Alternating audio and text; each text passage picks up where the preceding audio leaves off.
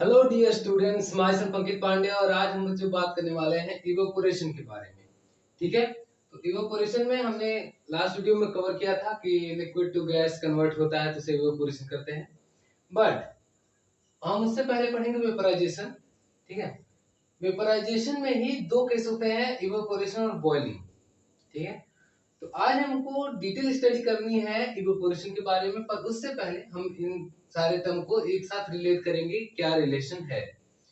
तो last video ये lecture number 3 है, मैटर इन अवर सराउंडिंग। ठीक है, क्लास 9th का और चैप्टर नंबर फर्स्ट। तो उसका लेक्चर नंबर 3 है। लेक्चर नंबर 2 में हम लोगों ने change in state of matter, ठीक है, सॉलिड से लिक्विड में, लिक्विड से गैस में, गैस से सॉलिड में, फिर से कैसे। तो ये जो इंटर कन्वर्टिबल मेथड है उनके बारे में पढ़ा था कि एक दूसरे से स्टेट ऑफ मैटर कैसे एक दूसरे में चेंज होते हैं। आज हम उन्हीं में से एक जो है इवेपोरेशन के बारे में पढ़ने जा रहे हैं, डिटेल स्टडी, क्योंकि एनसीईआरटी ने इसको बहुत ही डिटेल में पढ़ाया है, तो हम लोग भी उसे डिटेल में पढ़ेंगे। तो स्टार्ट करते हैं लेक्चर को। वेपराइजेशन, सबसे पहले कि वेपराइजेशन क्या है। तो वेपराइजेशन ही है लिक्विड टू गैस में कन्वर्जन। हम ज्यादातर इसे इवेपोरेशन बोल देते हैं क्योंकि इनिशियल से फ्रीजिंग पॉइंट के ऊपर से ही जो लिक्विड टू गैस कन्वर्जन होता है इसे हम इवेपोरेशन नाम देते हैं। ठीक है, बाद में जाके ये बॉइलिंग बन जाता है, बट एक तरीके से कह ले तो ज्यादातर हम इसको यूज करते हैं इवेपोरेशन के जैसा। ओके, तो केस क्या है कि वेपराइजेशन का मतलब होता है लिक्विड टू गैस में चेंज होना। इसमें दो पार्ट हो जाते हैं, एक होता है इवेपोरेशन और एक होता है बॉइलिंग। समझ लेते हैं दोनों में अंतर क्या है। ठीक है, तो जरा लिखते हैं फिर इसको समझाते हैं। तो लिखेंगे जरा, पहला जो इसमें चीज है, तो इसमें जो चेंज होता है वो होता है liquid to gas,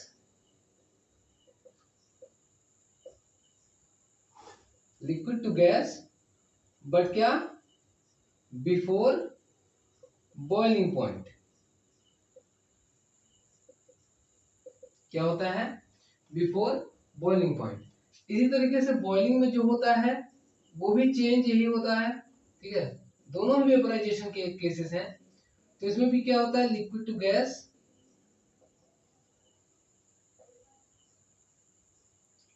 at boiling point.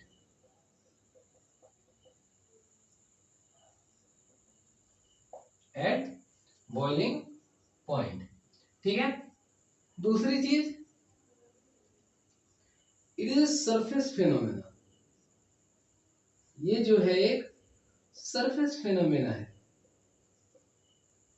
इसको भी समझाते क्या होता है, पहले लिख लीजिए।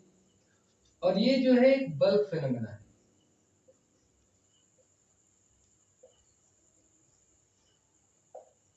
ठीक है, एक जो चीज है इसमें ये है कि नेचुरल है। ठीक है, जो इवापोरेशन है वो नेचुरल है और जो बॉइलिंग है वो इनेचुरल है, अनेचुरल। ठीक है, समझते हैं। इवेपोरेशन में जो होता है, हमने बॉइलिंग पॉइंट क्या पढ़ा था कि जिस टेम्परेचर पे लिक्विड जो है वो गैस में कन्वर्ट हो जाए उसे हम बोलते हैं बॉइलिंग पॉइंट। ठीक है, एक बल्क फिनोमेना। अब समझते हैं, बल्क और सरफेस से ही हमको पूरा समझ में आएगा। ठीक है, बल्क फिनोमेना का मतलब होता है कि इन विच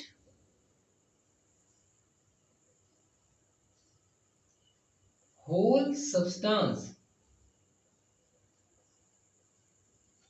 या ऑब्जेक्ट इन्वॉल्व इन प्रोसेस। ठीक है, तो देखिए क्या होता है कि जो इवेपोरेशन होता है वो बॉइलिंग पॉइंट से पहले ही लिक्विड गैस में चेंज हो जाता है। जैसे जैसे गर्मियों में जब कपड़े सूखते हैं तो हमारे वाटर का जो बॉइलिंग पॉइंट होता है वो कितना होता है, 100 डिग्री सेल्सियस। ठीक है, तो 100 डिग्री सेल्सियस पे लिक्विड को गैस में चेंज होना चाहिए, वो होगा बॉइलिंग। ठीक है, बट होता क्या है कि हमारे आसपास का एटमॉस्फेयर का टेम्परेचर कितना होता है, बहुत मैक्सिमम जाता है तो 50 डिग्री सेल्सियस। ठीक है, बहुत गर्मी में। पर नॉर्मल डेज में भी हमारा 37 38 फिर 27 तक भी, ठीक है, हमारे कपड़े सूख जाते हैं। तो ऐसा क्यों होता है? हमने तो पढ़ा था कि भाई जो लिक्विड से गैस में चेंज होगा वो बॉइलिंग पॉइंट पे होगा, यानी 100 डिग्री सेल्सियस पे ही वो जो कपड़े हैं वो सूखने चाहिए थे, उनमें जो पानी है वो हवा में उड़ना चाहिए था। बट उससे पहले भी हमारा जो कपड़ों में का पानी होता है वो उड़ जाता है, ठीक है, इवेपोरेट हो जाता है, वेपराइज हो जाता है, लिक्विड से गैस में चेंज हो जाता है। तो ऐसा क्यों होता है? हमारे आसपास का देखो, हम 38 37 डिग्री पे नॉर्मल टेम्परेचर पे ही इवेपोरेट क्यों हो गया? उसको होना चाहिए था 100 डिग्री सेल्सियस पे, ठीक है। यही फर्क है बॉइलिंग और इवेपोरेशन में। फर्क ये है कि ये सरफेस फिनोमेना है, वो बल्क फिनोमेना है। बल्क और सरफेस में फर्क क्या है? देखिए कि जैसे हम मान ले कि ये एक वेसल है, ठीक है, जिसमें वाटर फिल है, ठीक है। अब समझिए बल्क फिनोमेना और सरफेस फिनोमेना। बॉइलिंग कब होगा? जब हम यहां से हीट करेंगे, ठीक है, यहां से हम हीट करेंगे और नीचे तक के पार्टिकल्स, ठीक है, सिर्फ ऊपर के ही नहीं, नीचे तक के पार्टिकल्स, ये जो पार्टिकल्स यहां मौजूद हैं और नीचे से लेकर ऊपर तक के पार्टिकल्स जब इवोपोरेट होना शुरू करेंगे, इसे हम कहेंगे बॉइलिंग, ठीक है। 100 डिग्री सेल्सियस पे ये पूरा का पूरा पानी भाप बन जाएगा। तो अब हम उसे कहेंगे कि यहाँ बॉइलिंग हो रहा है।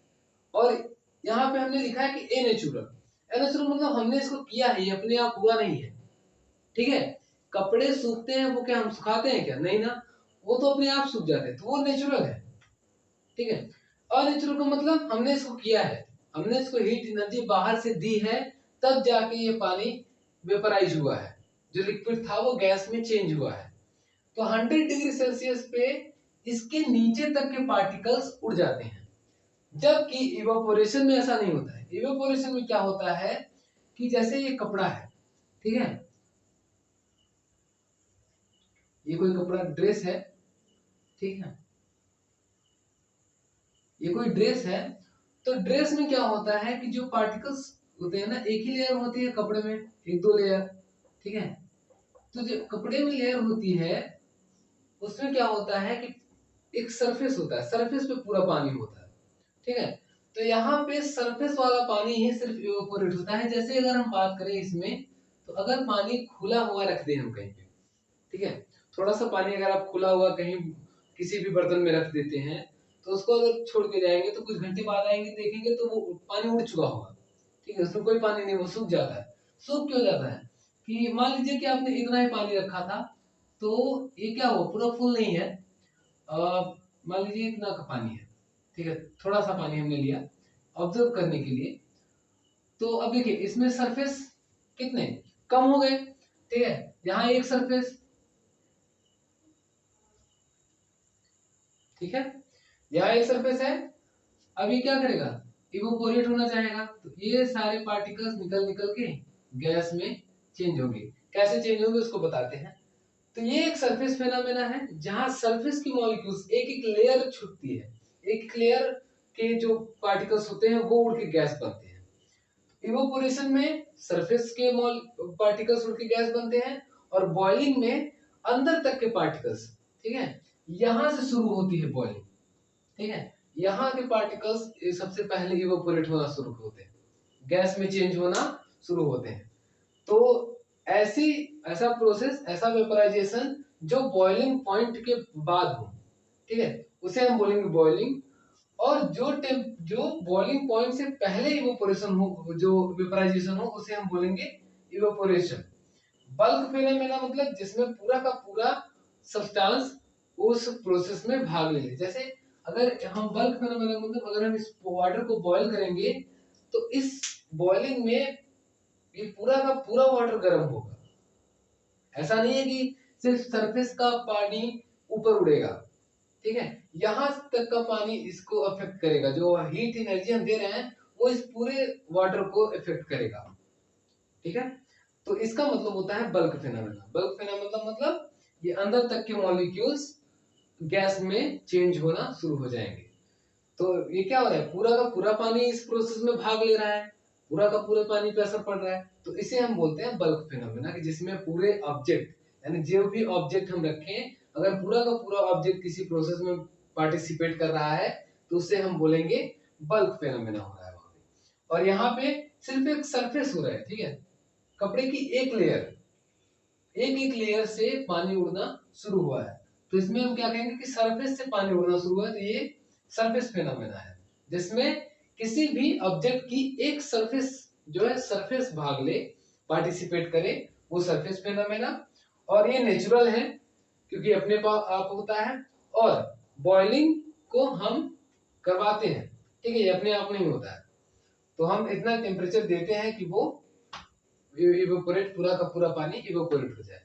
समझ में आया बॉइलिंग और इवेपोरेशन में अंतर?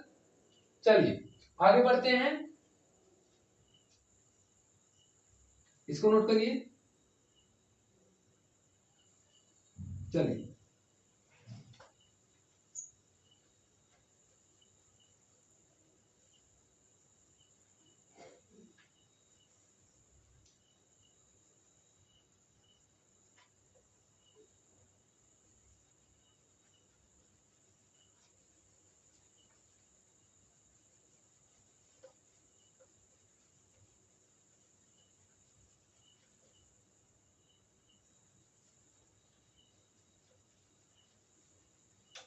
अब थोड़ा डिटेल में पढ़ते हैं इवेपोरेशन को।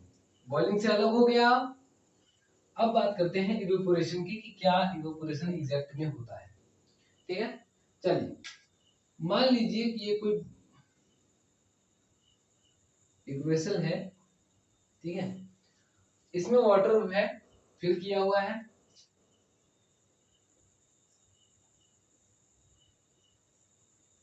ठीक है, इसमें वाटर फिल है। अब वाटर में क्या होगा कि मैटर के बारे में हम लोगों ने पढ़ा है कि मैटर के जो पार्टिकल्स होते हैं वो कंटिन्यूअसली मूव करते रहते हैं, ठीक है, वो रुकते नहीं है। सॉलिड्स में कम होते हैं, वाइब्रेटरी मोशन होता है क्योंकि फोर्स ऑफ अट्रैक्शन और पार्टिकल्स के बीच में स्पेस दोनों बहुत कम होता है, इसलिए वो बहुत ज्यादा पास पास होते हैं, जिसकी वजह से वो मोशन दिखता नहीं है। वाट लिक्विड में और गैस में ये मूवमेंट हमको दिखती है, इसीलिए जो लिक्विड है वो फ्लो करता है और गैस भी फ्लो करती है। तो हम क्या करेंगे कि हमको पता है कि लिक्विड के बारे में पढ़ रहे हैं हम लोग, तो लिक्विड के पार्टिकल्स हमेशा मोशन करते रहते हैं, और हमको इस मोशन का नाम पता है कि ब्राउनियन मोशन कहते हैं। कौन सा मोशन करते हैं ये? ब्राउनियन मोशन, और इसी को हम बोलते हैं कि जिगजैग मोशन कर रहे हैं। तो ये जो पार्टिकल्स होंगे वो कुछ इस तरीके से मूव करते रहते हैं, ठीक है, तो इस तरीके से ये मूव करते हैं, ठीक है, ये ब्राउनियन मोशन करते हैं।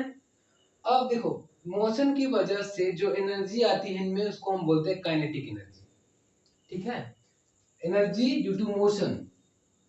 अगर नहीं पता है, अगर पता है तो अच्छी बात है, नहीं पता है तो इसको हम आगे भी पढ़ेंगे। वर्क एंड एनर्जी में एनर्जी ड्यू टू मोशन जो होती है उसको हम बोलते हैं काइनेटिक एनर्जी,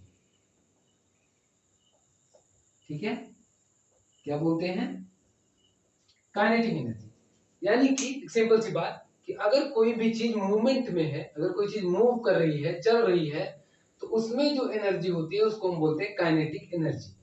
किसी भी ऑब्जेक्ट में मूवमेंट की वजह से कोई एनर्जी आती है तो उसको हम बोलते हैं काइनेटिक एनर्जी। अब इसमें क्या होगा कि कोई पार्टिकल तेज मूव कर रहा होगा, कोई पार्टिकल धीरे मूव कर रहा होगा। तो देखो किसी की जो पार्टिकल्स ज्यादा तेज मूव कर रहे होंगे उनके पास ज्यादा काइनेटिक एनर्जी, जो धीरे मूव कर रहे होंगे उनके पास कम काइनेटिक एनर्जी, ठीक है। तो मोमेंट की वजह से आ रही है ना काइनेटिक एनर्जी, जो जितना ज्यादा मूव करेगा, जितना ज्यादा तेज मूव करेगा उसके पास उतनी ज्यादा काइनेटिक एनर्जी होगी। अब यहाँ इस लेयर पे देखें तो यहाँ भी किसी के पास काइनेटिक एनर्जी ज्यादा, किसी के पास कम। यहाँ पे देखें तो यहाँ भी किसी के पास ज्यादा, किसी के पास कम। ऐसे ऐसे करते करते अगर हम सरफेस पे बात करें तो सरफेस पे भी किसी के पास ज्यादा काइनेटिक एनर्जी होगी, किसी के पास कम काइनेटिक एनर्जी होगी, ठीक है। तो सरफेस की बात करते हैं, जैसे ये वाला मॉलिक्यूल्स ले लेते हैं, ठीक है, एक दो मॉलिक्यूल्स ले लेते हैं यहाँ पे।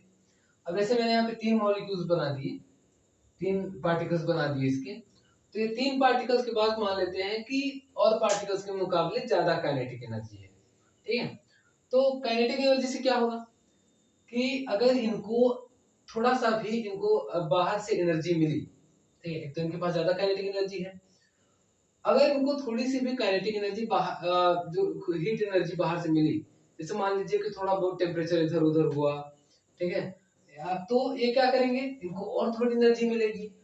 एक तो पहले से इनकी एनर्जी ज्यादा थी, थोड़ी और एनर्जी मिलेगी तो ये इनका जो फोर्स ऑफ अट्रैक्शन होगा और पार्टिकल्स के साथ, ठीक है, जो पार्टिकल अभी तक इनको थोड़ा सा बांध के रखे हुए थे फोर्स ऑफ अट्रैक्शन से, वो एनर्जी मिलने की वजह से उस काइनेटिक एनर्जी इनकी पहले से ही ज्यादा थी, और थोड़ा बहुत एनर्जी अगर बाहर से मिल गई तो ये क्या करेंगे, उस फोर्स ऑफ अट्रैक्शन को तोड़ेंगे और यहां से इवेपोरेट हो जाएंगे और यहां से गैस बन के उड़ जाएंगे। इसी प्रोसेस को हम कहते हैं इवेपोरेशन। समझ में है? यानी कि कम टेम्परेचर पे भी हम इवेपोरेशन को होता देखते हैं। और एग्जांपल हमने जैसा बताया कि अगर पानी को छोड़ दो तो वो उड़ जाता है, यही कारण होता है।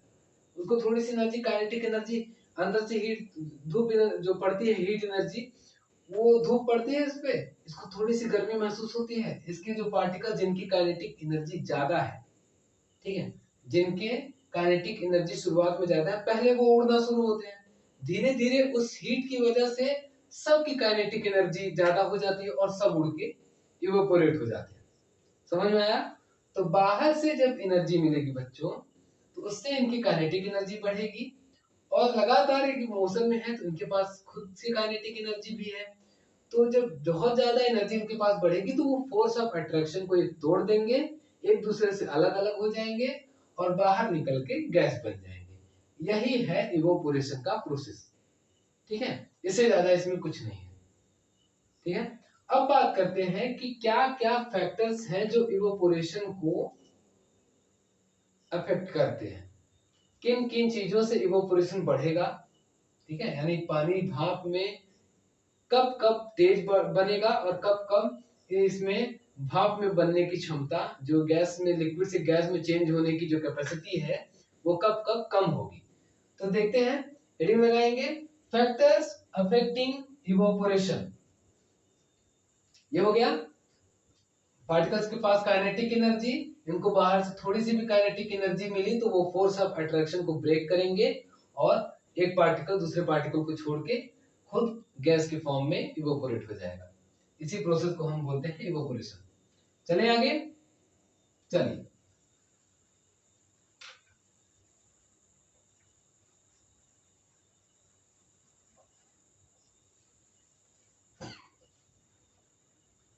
अब क्या लिखना है आपको, फैक्टर्स अफेक्टिंग इवोपोरेशन, हेडिंग लगाएंगे, फैक्टर्स अफेक्टिंग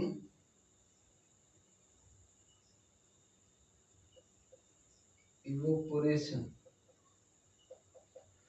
हाँ, तो लिख लेते हैं फिर समझते हैं। पहला,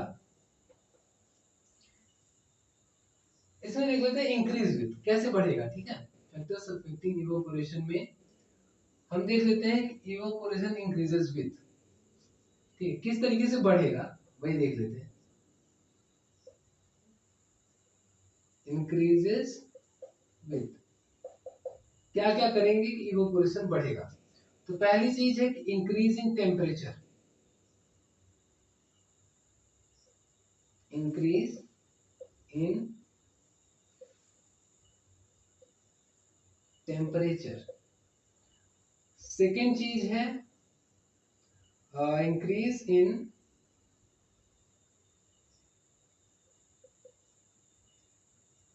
स्पीड ऑफ वाइड,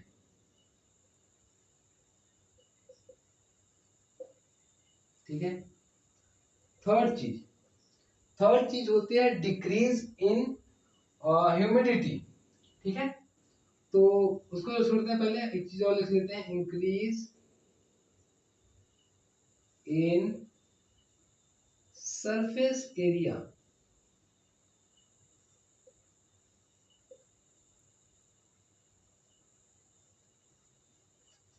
ठीक है। दूसरी और सबसे लास्ट, डिक्रीज इन ह्यूमिडिटी। समझते हैं इनको एक एक करके, ठीक है। ये चार फैक्टर हैं जिन पे इवेपोरेशन इफेक्ट करता है, फिर जैसे इवेपोरेशन इफेक्ट होता है जिनसे। तो पहला तो टेम्परेचर से, दूसरा स्पीड ऑफ वाइंड इसको इफेक्ट करती है, तीसरा सरफेस एरिया इसको इफेक्ट करती है, चौथा ह्यूमिडिटी। ठीक है, समझते हैं टेम्परेचर कैसे इफेक्ट करता है। टेम्परेचर बढ़ाने से क्या होगा, आपको क्या लगता है? टेम्परेचर बढ़ाने से, जैसे मान लीजिए कि हम ये बीकर फिर से बनाते हैं, ठीक है।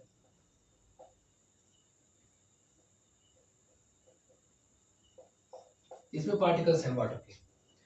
टेम्परेचर बढ़ाने से क्या होगा? टेम्परेचर बढ़ाने से पार्टिकल्स को हीट एनर्जी मिलेगी, पार्टिकल्स की काइनेटिक एनर्जी बढ़ेगी, वो ज्यादा हीट एनर्जी मिलेगी तो वो ज्यादा मूवमेंट करेंगे, ठीक है, एक्साइटेड होंगे, और गर्म होंगे तो वो ज्यादा तेज भागेंगे इधर उधर। उससे क्या होगी, उनकी काइनेटिक एनर्जी बढ़ेगी, काइनेटिक एनर्जी बढ़ेगी तो फोर्स ऑफ अट्रैक्शन टूटेगा। जितनी ज्यादा आप हीट देंगे उतनी ज्यादा काइनेटिक एनर्जी, उतने ज्यादा पार्टिकल्स की काइनेटिक एनर्जी बढ़ेगी और उतने ज्यादा पार्टिकल्स फोर्स ऑफ अट्रैक्शन को तोड़ के इवोपोरेट होंगी। यानी कि टेम्परेचर इंक्रीज करने से इवोपोरेशन इंक्रीज होता है, ठीक है। यहाँ हीट देंगे, सारे पार्टिकल्स उड़ उड़ के बाहर चले जाएंगे, सबकी काइनेटिक एनर्जी बढ़ेगी भाई। जैसे जैसे आप टेम्परेचर बढ़ाएंगे वैसे वैसे ये उड़ना शुरू हो जाएंगे, ठीक है। दूसरी चीज, स्पीड ऑफ वाइंड, ठीक है। अच्छा, उसको समझते बाद में, पहले इसको देखते हैं सरफेस एरिया को।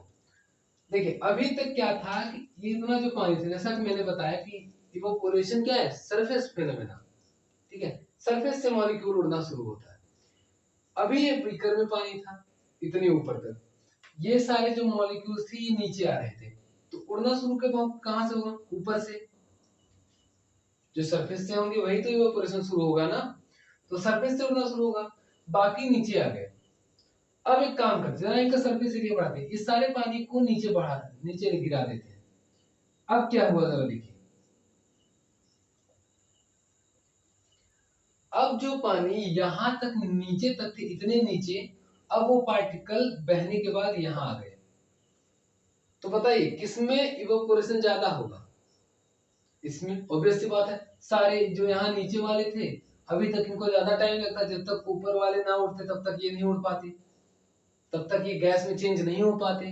यहाँ क्या हो गया कि यहाँ अब सब इसी लेवल पे आ गए, ठीक है। ऐसा तो दिख रहा है ना, ये तो 3D में ऐसे, यहाँ इस सरफेस पे पानी गिर गया, ठीक है। अब पानी गिर गया तो सबके पार्टिकल देखिए एक लेयर बन जाएगी पानी की, ठीक है। अब थोड़ी सी हीट मिली तो सारे एक साथ उड़ने लगे, ठीक है। यहाँ क्या था, पहले ऊपर वाला फिर नीचे वाला उसकी, यहाँ क्या हो गया, यहाँ सिर्फ एक ही लेयर है, सब फैल गया पानी पूरा, ठीक है। अब थोड़ी सी वेट देंगे तो सब एक साथ उड़ेंगे, तो सरफेस एरिया इनका बढ़ा, हमने बढ़ा दिया, बढ़ने से पानी फैल गया, उसकी लेयर कम हुई, ठीक है। ये पानी जो इसमें 1 2 3 4 मान लीजिए 7 8 लेयर था, यहाँ पे देखिए 1 2 लेयर में, 3 लेयर में खत्म। तो वो 3 लेयर में पानी आसानी से, तो कौन सा ज्यादा, 7 लेयर वाला पानी जल्दी इवेपोरेट हो गया, 3 लेयर वाला ऑब्वियसली 3 लेयर वाला, क्योंकि 7 लेयर वाले में 7वां लेयर कब होगा भाई, जब ऊपर के 6 लेयर खत्म होंगे तब 7वें पे नंबर आएगा। यहाँ तीसरे लेवल पे 1 2 खत्म हुआ, तीसरा खत्म, पूरा पानी उड़ गया। तो सरफेस एरिया बढ़ाने से जो इवोपोरेशन होता है वो इंक्रीज करता है। तीसरी चीज, ठीक है, एक तो टेम्परेचर बढ़ाने से काइनेटिक एनर्जी मिली, इवोपोरेट हो गया। दूसरा, सरफेस एरिया बढ़ाने से एरिया बढ़ा, सरफेस कम हुआ, ठीक है, सरफेस एरिया बढ़ गया तो उनका सरफेस बढ़ गया, सरफेस बढ़ गया तो इवोपोरेशन जल्दी। तीसरी चीज इसको देखते हैं ह्यूमिडिटी।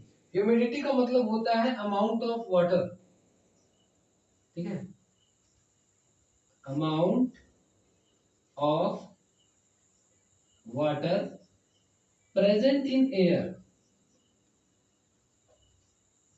ठीक है। अब एक चीज बताओ, ह्यूमिडिटी बढ़ेगी तो इवोपोरेशन घटेगा या बढ़ेगा? यहाँ पे पानी है, इसका इवोपोरेशन होना है, हमने हवा में देखा भाई यहाँ पहले से ही पानी भरा हुआ है। अब एक किसी भी गिवन टेम्परेचर पे हवा में एक निश्चित मात्रा में ही पानी हो सकता है। ठीक है, जैसे यहाँ से बहुत ज्यादा पानी पहले से ही है बहुत ज्यादा पानी पहले से, जैसे ठंडी के मौसम में, ठीक है, कोहरा घना एकदम कोहरा है पूरा। ठीक है, तो अब बताओ इवेपोरेशन कहाँ से होगा? टेम्परेचर गिर गया भाई, ठंडी है, पानी पहले से ही यहाँ बहुत सारा है, अब वो पानी लेना नहीं चाहता। ठीक है, यहाँ टेम्परेचर ऑलरेडी ठंडा हुआ पड़ा है, तो यहाँ इवेपोरेशन क्या होगा? कैसे होगा इवेपोरेशन? पानी तो यहाँ से पहले ही बहुत ज्यादा है, जब तक ये पानी हटेगा नहीं तब तक, यहाँ से हटेगा नहीं, यहाँ टेम्परेचर थोड़ा बढ़ेगा नहीं, तब तक यहाँ से इवेपोरेशन कैसे होगा? ये पार्टिकल्स को काइनेटिक एनर्जी मिलेगी ही नहीं, एक्स्ट्रा एनर्जी। इनके पास वही एनर्जी है जो पार्टिकल्स जैसे घूम रहे हैं ऐसे में घूमते रहेंगे, बाहर से इनको एनर्जी मिलेगी ही नहीं, तो कैसे इवेपोरेट होंगे? तो ह्यूमिडिटी अगर बढ़ी, यहाँ पे अगर वाटर के पार्टिकल्स, ह्यूमिडिटी बढ़ने का मतलब वाटर के पार्टिकल्स हवा में ज्यादा हो गए, अगर वाटर के पार्टिकल्स ज्यादा हो गए तो यहाँ से पार्टिकल्स को लेने की जरूरत ही नहीं है, तो वो क्या होगा? ह्यूमिडिटी इंक्रीज कब करेगा? जब डिक्रीज इन ह्यूमिडिटी होगा। ठीक है, इवेपोरेशन इंक्रीज होगा जब ह्यूमिडिटी डिक्रीज होगी। ठीक है, तो उसके बाद चौथा, स्पीड ऑफ वाइंड। अब स्पीड ऑफ वाइंड को इसलिए मैंने लास्ट में बताया कि स्पीड ऑफ वाइंड से क्या होगा? हवा तेज चलेगी। ठीक है, हवा तेज चलेगी तो ये क्या होगा? जो ऊपर वाले ह्यूमिडिटी वाले पार्टिकल्स थे वाटर के, सब भाग जाएंगे इधर, यहाँ पे जगह खाली, अब हो सकता है इवेपोरेशन। ठीक है, ये पार्टिकल्स क्या होंगे? ऐसे हवा के साथ उड़ जाएंगे सब जो बाहर थे, हवा के साथ यहाँ वाले पार्टिकल्स ऊपर, तो यहाँ का पार्टिकल अब यहाँ से उड़ सकता है, थोड़ी सी भी एनर्जी बाहर चलेगी। ठीक है, इसीलिए क्या होता है, इसीलिए जब हवाएं चलती हैं तो कपड़े ज्यादा तेज सूखते हैं, क्योंकि जो बाहर के पार्टिकल्स होते हैं वो उड़ जाते हैं और उनका इवेपोरेशन जल्दी होना शुरू होता है। तो ये चार चीजें हैं जिनपे इवेपोरेशन, जो इवेपोरेशन को इफेक्ट करते हैं, चार चीजें। पहला, टेम्परेचर बढ़ाने से इवेपोरेशन बढ़ेगा, पार्टिकल्स को काइनेटिक एनर्जी मिलेगी ज्यादा, जितनी ज्यादा टेम्परेचर उतनी ज्यादा काइनेटिक एनर्जी, उतना ज्यादा इवेपोरेशन। दूसरा, सरफेस एरिया, सरफेस एरिया बढ़ा दोगे तो लेयर कम हो जाएगी, तो एक साथ सब इवेपोरेट हो जाएंगे, जितना ज्यादा सरफेस एरिया करोगे उतना ज्यादा इवेपोरेशन। ठीक है, तीसरी चीज, ह्यूमिडिटी, वाटर में पार्टिकल्स जितना हवा में कम होंगे इवेपोरेशन उतना ज्यादा होगा, वाटर जितना ज्यादा ह्यूमिडिटी होगी एटमॉस्फेयर में उतना कम इवेपोरेशन होगा। ठीक है, और स्पीड ऑफ वाइंड, हवा तेज चलेगी तो इवेपोरेशन ज्यादा होगा, याद रखिए। ठीक है, तो ये इफेक्ट करता है, अगर आपको एग्जाम में आता है तो सीधा सीधा लिख के आइएगा, इवेपोरेशन इंक्रीजेस विद, पहला इंक्रीजिंग टेम्परेचर, टेम्परेचर बढ़ाने से। दूसरा, increasing surface area, surface area बढ़ाने से। तीसरा, increase decrease in humidity, humidity को घटाने से। और चौथा, increase in speed of wind, speed of wind को बढ़ा दो। ठीक है, हवा की गति को बढ़ाओगे तो इवेपोरेशन बढ़ेगा। ये थे फैक्टर जो अफेक्ट करते हैं इवेपोरेशन को। ठीक है, चलिए आगे चलें, इसको नोट कर लीजिएगा।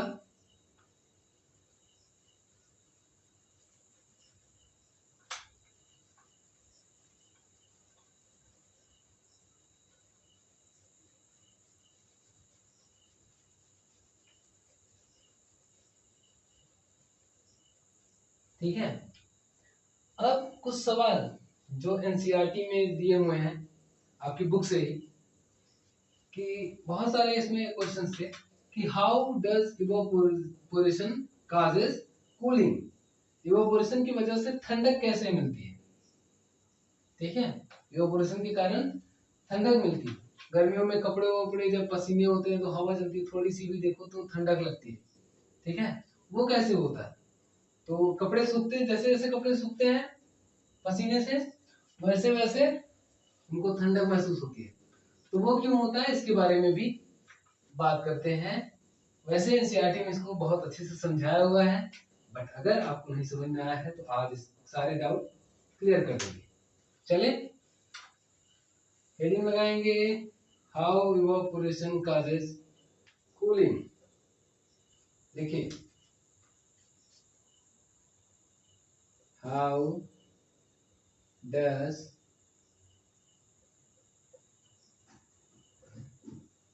Evaporation causes cooling. पहला देखते हैं क्या क्या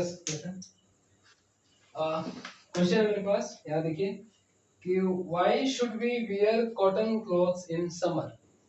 ठीक है, पहली जो चीज है वो क्या है कि why should we wear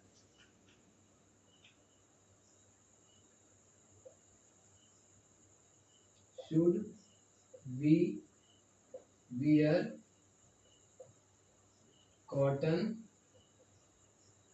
clothes in summer। हम गर्मियों में कॉटन के कपड़े क्यों पहनते हैं? देखिए कारण बताते हैं। जो कॉटन होता है वो एक गुड एब्जॉर्बर ऑफ वाटर है, वो पानी को बहुत तेज सोखता है। ठीक है, तो पानी को तेज सोखता है यानी कि जितना ज्यादा ये पानी सोखेगा उतना ज्यादा बाहर से इवेपोरेशन होगा। ठीक है, जितना ज्यादा इवेपोरेशन होगा उतनी ज्यादा हमको ठंडक मिलेगी। तो यही कारण है कि हम कॉटन के कपड़े गर्मी में पहनते हैं, क्योंकि इससे पहनने से इवेपोरेशन इसमें से ज्यादा होता है, क्योंकि शरीर से वाटर जो होता है, जो स्वेट होता है, उसको सोखता है बहुत बढ़िया से, और जितना ज्यादा पानी होगा उतना ज्यादा इवेपोरेशन। ठीक है, उसी इवेपोरेशन के कारण हमको ठंडक मिलती है। क्योंकि एनर्जी भाई देखो, हम क्या करें, बॉडी से एनर्जी ले रहे हैं। ठीक है, तो बॉडी से जब एनर्जी जाती है तो क्या होता है, ठंडक मिलती है। ठीक है, ठंडा पड़ता है कोई चीज, याद रखो कभी भी किसी भी चीज से एनर्जी निकल रही हो तो वो चीज ठंडी होती है। ओके, हीट, अरे भाई हीट तो खाना में से हीट निकल जाती है तो क्या होता है, ठंडा ही होता है ना। तो समझ लो कि किसी भी बॉडी में से अगर हीट निकल रही है तो वो ठंडा होगा। कॉटन के कपड़े किस लिए पहनते हैं, क्योंकि वो गुड एब्जॉर्बर ऑफ वाटर होता है। वाटर को जितना ज्यादा एब्जॉर्ब करेगा इवेपोरेशन उतना बढ़ेगा। ठीक है, जितना ज्यादा पानी होगा उतने, जितना ज्यादा लेयर होगा पानी का उतना ज्यादा भाई इवेपोरेशन होगा। तो ये कारण है एक। दूसरा जो सवाल है वो ये है कि why do we feel cold when we put acetone on palm. ठीक है, why do we feel cold if put acetone on palm। ठीक है, हथेली पे हम जब एसीटोन रखते हैं तो ठंडक क्यों होता है, ठंडक क्यों महसूस होती है। ठीक है, उससे क्या होता है, देखो जो एसीटोन से होता है ना, तो एसीटोन क्या करता है कि आसपास के, क्योंकि वोलेटाइल सब्सटेंस है, ठीक है, तो हम क्या करते हैं कि आसपास की जो एनर्जी होती है, ठीक है, हाथ से भी एनर्जी लेता है और सराउंडिंग से एनर्जी लेके, जिसे हम लेटेंट हीट ऑफ वेपराइजेशन बोलते हैं, खुद को गैस में चेंज करने के लिए, लिक्विड से गैस में चेंज करने के लिए जो एनर्जी ली जाती है उसे हम लोग लेटेंट हीट ऑफ वेपराइजेशन बोलते हैं। ये हमने लास्ट वीडियो में पढ़ा था। तो वो लेटेंट हीट ऑफ वेपराइजेशन के इक्वल एनर्जी खुद लेके एसीटोन क्या करता है, गैस में चेंज हो जाता है। अब जो पाम से एनर्जी लेगा, ठीक है, अब जैसा मैंने कहा कि जिससे अगर किसी चीज से एनर्जी लोगे तो वो चीज ठंडी हो जाएगी। तो क्या होता है, पाम से उसने एनर्जी लिया, हथेली से हमारे एनर्जी लिया और खुद गैस में कन्वर्ट हो गया। तो हथेली से एनर्जी लिया तो हथेली को कैसा महसूस होगा, ठंडा। यही कारण है कि वो ठंडा महसूस होता है। इसका भी एक कारण इवेपोरेशन ही है। इवेपोरेशन क्यों ठंडा प्रदान करता है, यही कारण है कि उस इवेपोरेशन की वजह से ही यहाँ ठंडा महसूस हो रहा है। वो एसीटोन हाथ से एनर्जी लिया और खुद इवेपोरेट हो गया। ठीक है, इवेपोरेट, उसी इवेपोरेशन की वजह से हाथ ठंडा होता है। तीसरा क्वेश्चन है कि why do we see water droplets on the outer surface of a glass. देखो, why do we see water droplets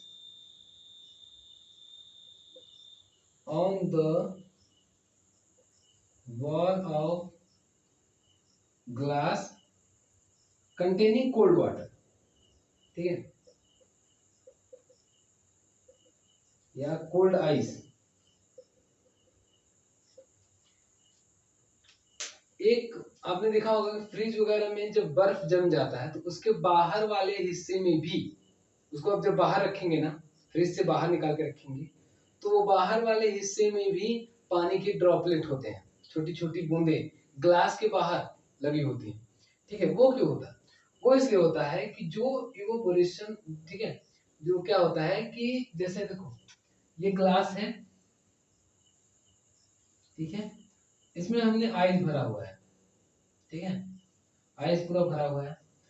अब देखो इस गैस की फॉर्म में, इस ग्लास के अगल बगल गैस की फॉर्म में वाटर ड्रॉपलेट्स होंगे जो इवेपोरेट हुए होंगे, ठीक है।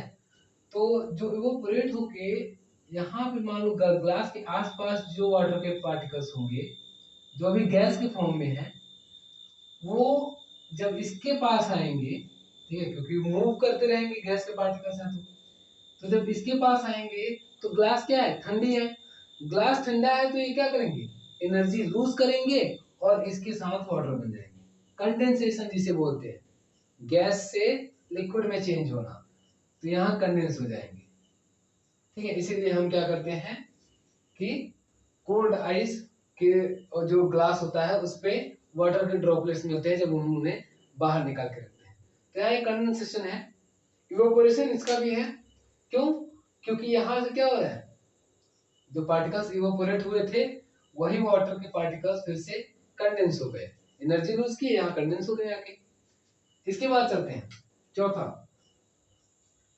चौथा है कि how does the water kept in an earthen pot become cool during summer. How does the water kept in earthen pot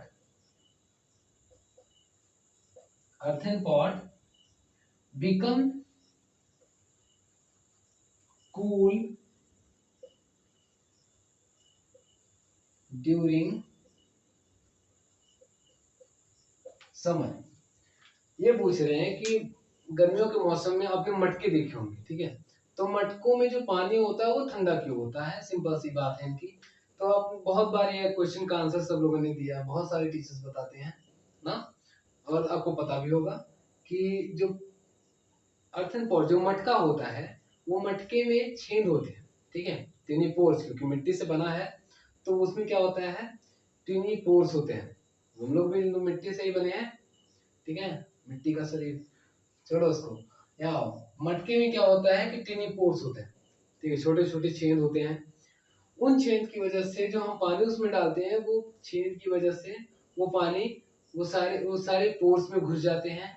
उसके बाद जब पूरा भीग जाता है तो वो इवोपोरेट हो जाते हैं।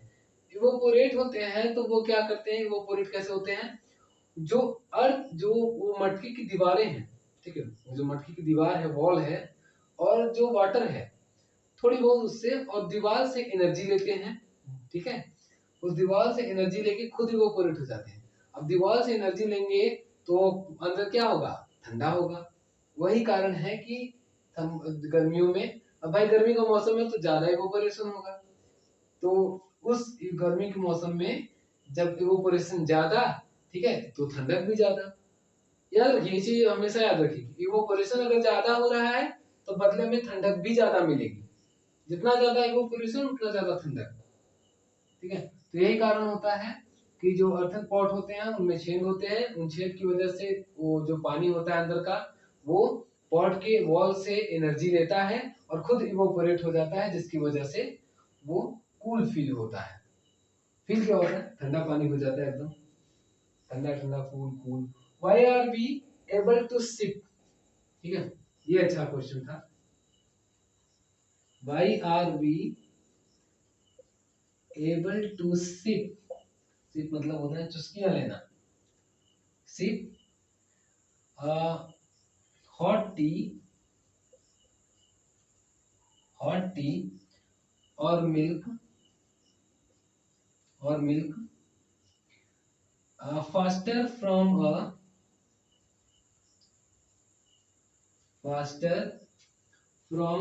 अ saucer सॉसर का मतलब होता है तस्तरी, saucer, rather than a cup.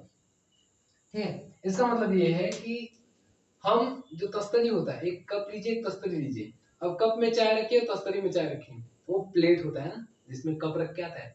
तो कुछ लोग ऐसे, जिनको लोग गंवार बोलते हैं, ठीक है, गंवार बोलते हैं ना, तो वो गंवार होते नहीं है असल में, वो बहुत चालाक होते हैं।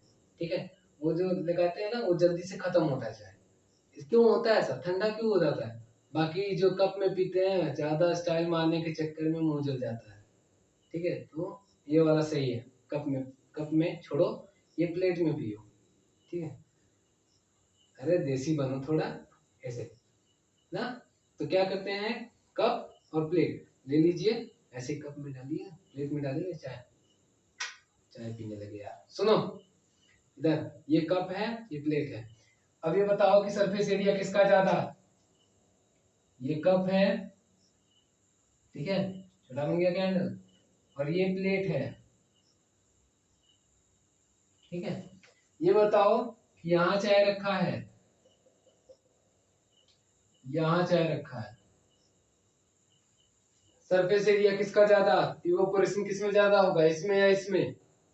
इसमें, क्योंकि सरफेस एरिया बढ़ गया, लेयर कम हो गई, लेयर कम हुई तो इवोपोरेशन ज्यादा। तो जो सरफेस में जो गर्म होंगे, ज्यादा काइनेटिक एनर्जी वाले पार्टिकल्स उड़ जाएंगे। ये चाय, अब मैंने कहा था जितना ज्यादा इवोपोरेशन उतनी ज्यादा ठंडक, इसलिए यहाँ पे इवोपोरेशन ज्यादा, यहाँ ठंडक ज्यादा, इसलिए जल्दी ठंडा होता है, ये देर से ठंडा होता है। तो चाय पीने वाले क्वेश्चंस को यहीं पे खत्म करते हैं। ये हो गया पूरा इवोपोरेशन, यानी कि लगभग पूरा खत्म। ठीक है, matter in our surrounding class 9th के लिए पहला चैप्टर खत्म हुआ आज। ये जो क्वेश्चंस थे एनसीईआरटी में आपको दिए हुए हैं, सबके कारण आपको पता चल गए। ये वाला जो लास्ट वाला क्वेश्चन था काफी अच्छा था, क्योंकि सबसे अलग था। यहाँ पे सरफेस एरिया से रिलेटेड क्वेश्चन आया, तो जिसका सरफेस एरिया ज्यादा उसमें इवोपोरेशन ज्यादा, और जितना ही ज्यादा इवोपोरेशन उतनी ज्यादा ठंडक। याद रखिएगा इन सब बातों को। और लेक्चर अगर समझ में ना आया हो तो एक बार और एकदम समझ में आ जाएगा। एंड अगर आपको पसंद आए तो वीडियो को लाइक करें, सब्सक्राइब करें चैनल को, और शेयर करें ज्यादा से ज्यादा स्टूडेंट्स के साथ। Thank you.